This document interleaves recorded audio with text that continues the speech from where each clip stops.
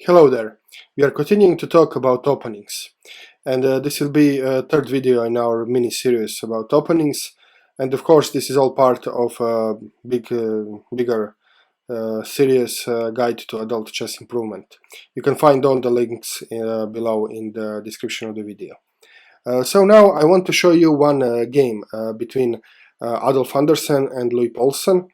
You're probably familiar with both of these names, so these are great masters of the 19th century.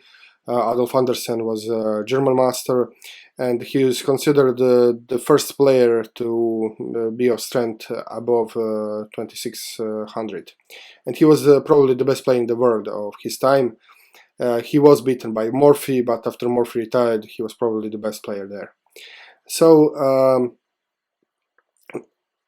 Adolf Anderssen played Louis Paulsen. Louis Paulsen was also a very strong master. And I have to say that I like this game very much. In fact, it is my favorite chess game which I encountered ever. And first of all, it is the part of this opening series because it demonstrates the opening principles very well. And not just opening principles, but in my opinion, how should you approach to chess and what should you be looking in the game of chess. And for me personally, this game, when I discovered it, when I first encountered it, and it was, I found this in this book, Masters of the Chessboard by Richard Reti. It was a complete game changer for me. It completely changed the way I look at chess. And looking at this game, I felt this that I want to my games to look like this. So okay, let's dive into the game, and I hope I will manage to share my enthusiasm with you regarding this game.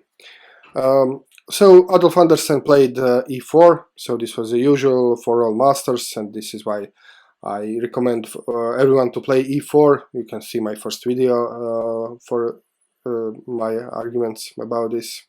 And Paulsen replies with e5. Adolf Anderssen develops his pieces, and Paulsen plays d6. This is very passive setup. This is Philidor defense, and this is not a very good option for black. But it is interesting how Adolf Anderssen will exploit and punish black for this passive approach. So Anderssen immediately plays d4, going for the center. Paulsen takes the pawn, and now Anderssen takes with the queen. Queen takes d4. And this is first, for me, it was an unusual move, because in this position I will probably go take with the knight. I don't want to expose my queen so early in the game. But Anderssen knew better, and he took with his queen. Black, what was expected, of course, played knight c6, and he wanted to harass his queen, white's queen, to make the queen retreat, and then he developed his piece with tempo. But Anderssen, instead of retreating his queen, what I would do, I would probably put my queen here, or maybe even back to d1. But Anderssen plays bishop b5, pinning the knight. And now knight cannot capture queen because it's pinned. So this was the first lesson for me. It was like, oh wow. So he, instead of losing time retreating the queen, he just develops. And he develops very aggressively in a very active square. So this was, well, very good. Okay. And now Paulsen unpins the knight, and the threat is renewed from the queen. Anderssen, of course, he still refuses to retreat his queen. Instead, he captures the knight. So he doesn't care giving up his bishop pair and giving his bishop for opponent's knight, because he understands that chess is about rapid development and active pieces. So if he can have developed and active pieces, he doesn't care about giving away his bishop. So Paulsen takes the bishop, of course, and now look at this position. So this queen is in the middle of the board and it's practically untouchable. So this bishop is standing in the way of this pawn, so it cannot be harassed by this pawn, and it also can't be harassed with the knight, because if black develops knight, there are three diagonal squares between knight and queen, so it's practically unassailable here. So he has a very strong queen in the middle of the board. Okay, so what is Anderssen's next move? Of course, he develops, and he develops, not only develops, he develops with a threat. So this is the active, very active place, square for bishop. So in general, when the piece, the closer to the enemy's camp, the better. The more far, the better. So this is as far as this bishop can go. And he also attacks the queen. So the best way to develop your piece is to develop with threat. Okay. Black responds in the similar fashion, so he parries the threat by developing. This is good. And now Anderssen, of course, he what else should he do? But he sees that this knight is sleeping, and he wakes him up. Okay. Now black wants to castle, of course, and now white castles long. Black castles, and Anderssen puts his rook in the center. Now look at this position. So this is move 10. Look at what Anderssen, what white achieved only by move 10. All his pieces are out. They are on very active squares. He has pawn in the center, which is very good. And also he has a monster queen in the middle of the board. So he has queen in the middle of the board, in the middle game, which is practically untouchable. And that's not all. He has both rooks in the center, on the center files, E and D files. So both rooks are in the center, and he castled. So he achieved all this in only 10 moves. And when I saw this game for the first time, I was completely fascinated. It was like, oh, wow, this is how I want my games to look like. This is how I want to play. To have all my pieces active, to have my queen active, to have my rooks on the center, to have my pawn in the center. So this is, it just occurred to me, this is what chess is about. Okay. And now white continues. Black continues his development. He's also putting his rook in the center. And what should white do now? If I was white here, I would probably think something like, okay, my all pieces, everything is developed, everything is great. Let's start the attack. So I would maybe look, because we castled on the opposite sides, I will maybe consider to launch a pawn storm here, something like this, or maybe something like this. And to look how to attack, how to make some tactical opportunities.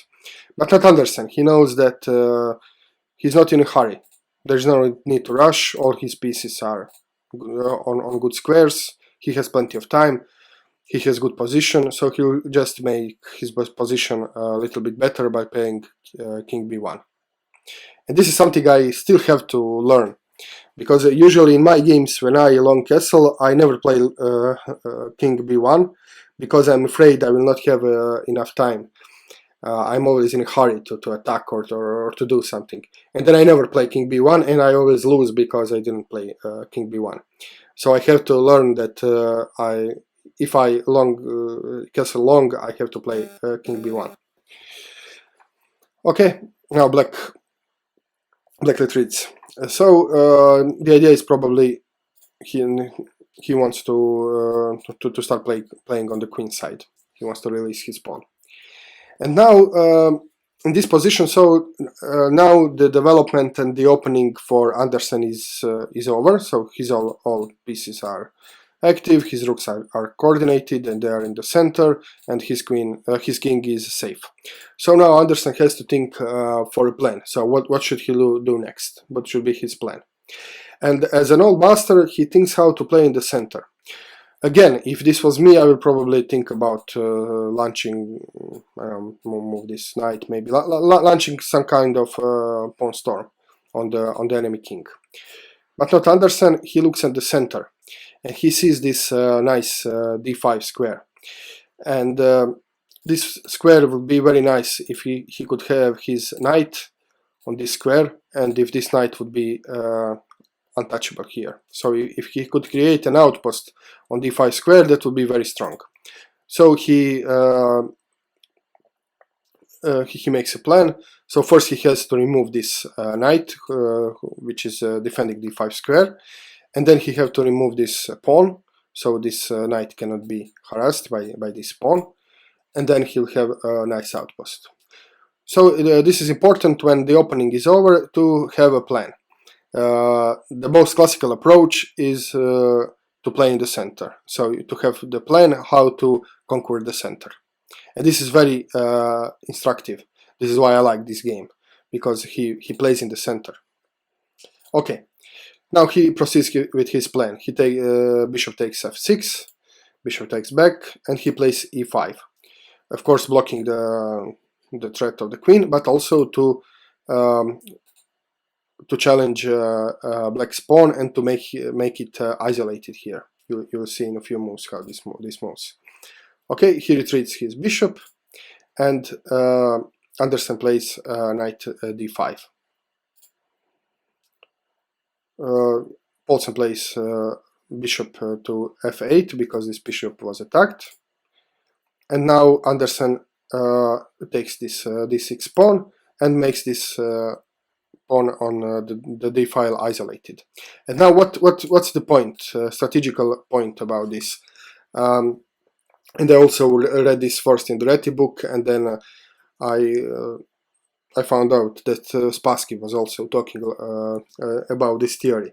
So the theory says that the weakness of the isolated pawn is not the pawn itself. So this pawn cannot be defended by other pawns. Okay, so this pawn is weak.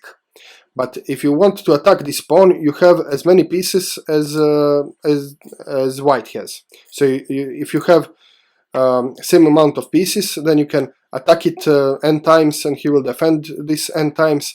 And so this is not weakness in itself. But what is weak in the isolated pawn is the square in front of the pawn, because this square is now weak. This square cannot be touched by opponent pawns because there aren't any. So this was Anderssen's plan all along, to have this knight here on a good central square. Okay. Let's see. Okay, now Okay, and now he exchanges rooks. Okay, and now what is the other plan? Now the strategy behind this position. So Anderssen sees his nice knight on the d5, and he decides that he likes to have this knight here forever. But this knight, the only way black can capture this knight is with this light square bishop. So he can play bishop c6 and then threaten to take the knight.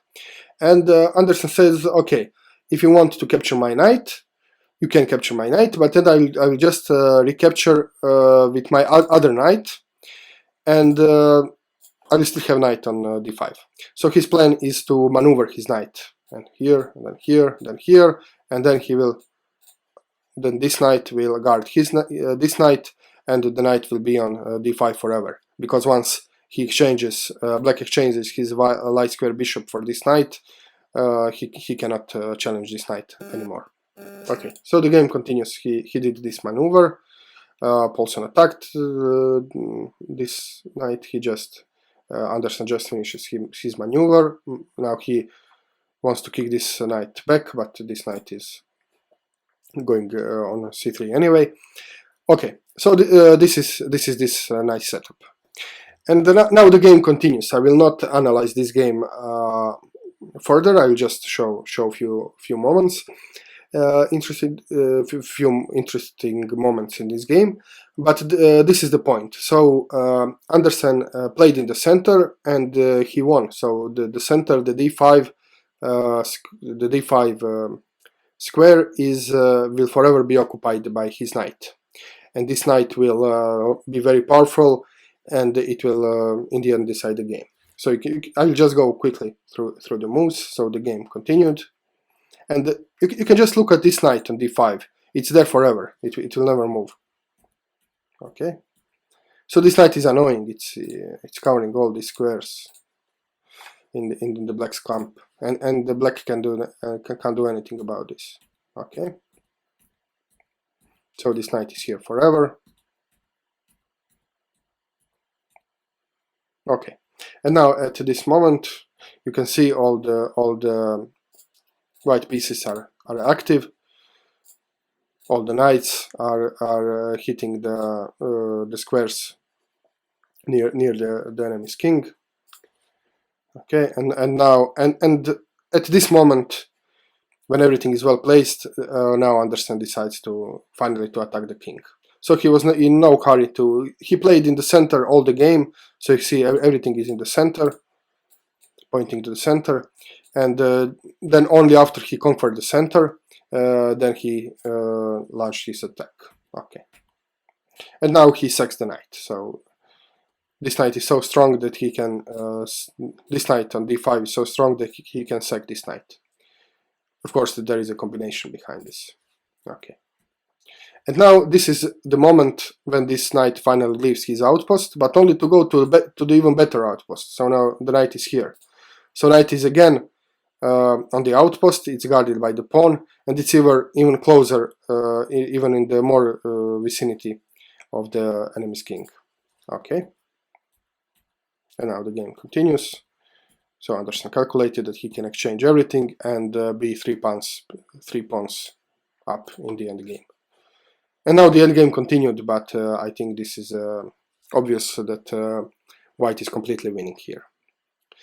Okay, I hope you enjoyed this game, and I hope you are fascinated, at least part, as I am about this game.